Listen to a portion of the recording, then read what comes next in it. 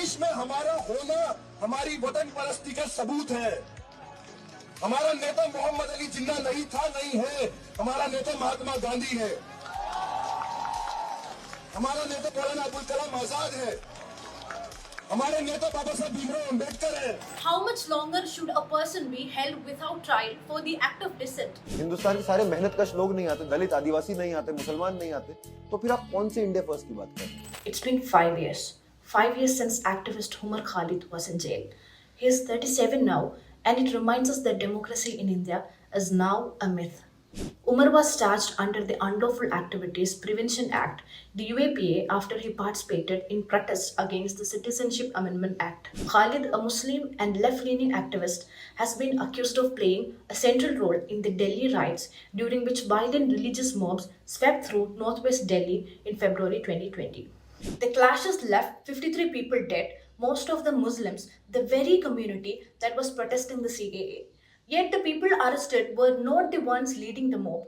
They were activists, students, voices from the anti-CAA movement. The Delhi Police Special Cell made the arrest. Since then, court hearings have been pushed again and again.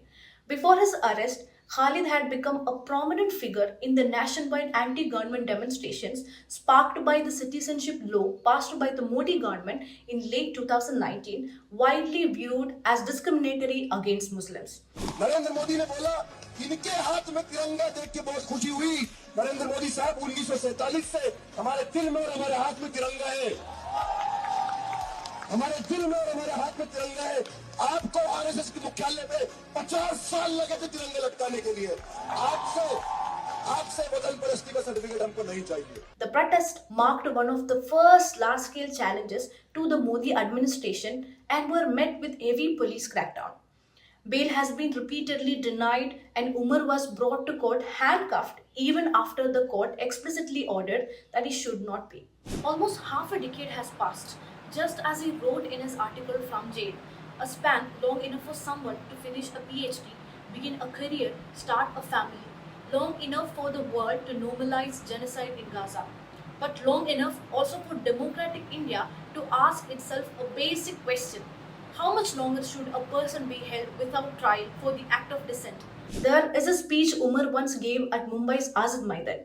He spoke about non-violence, about unity, about refusing hatred even when hatred becomes the easiest currency in politics.